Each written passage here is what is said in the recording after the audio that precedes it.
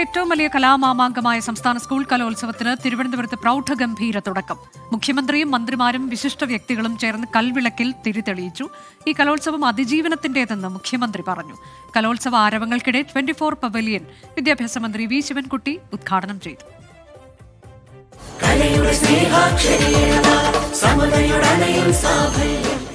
കലാമണ്ഡലത്തിലെയും പൊതുവിദ്യാലയങ്ങളിലെയും വിദ്യാർത്ഥികൾ ഒരുക്കിയ നൃത്താവിഷ്കാരത്തോടെയാണ് ഉദ്ഘാടന ചടങ്ങുകൾ ആരംഭിച്ചത്.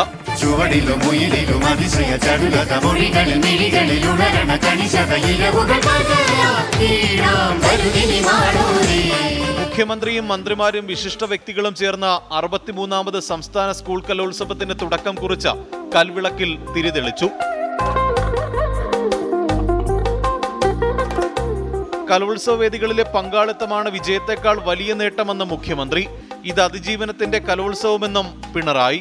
കലാപ്രകടനം എന്നതിലുപരി അതിജീവനത്തിന്റെ കൂടി നേർക്കാഴ്ചയാവുകയാണ് ഈ കലോത്സവ വേദി എന്നതിൽ അതിയായ സന്തോഷമുണ്ട്.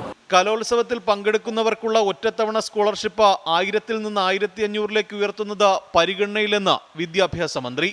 ഒന്നാം ദിനം കണ്ണൂരിന്റെ കുതിപ്പാണ് തലസ്ഥാനത്ത് കണ്ടത്. ആലപ്പുഴ, എറണാകുളം, തൃശൂർ, പാലക്കാട്, കോഴിക്കോട് ജില്ലകൾ തൊട്ടു പിന്നിൽ ഇഞ്ചോടിഞ്ച് പോരാട്ടത്തിലാണ്. കലോത്സവാവേശം തത്സമയം ജനങ്ങളിലെത്തിക്കാൻ 24ഉം സജ്ജമായി കഴിഞ്ഞു. പ്രധാന വേദിക്കരികിലെ 24 പവലിയൻ വിദ്യാഭ്യാസ മന്ത്രി വി ശിവൻകുട്ടി ഉദ്ഘാടനം ചെയ്തു.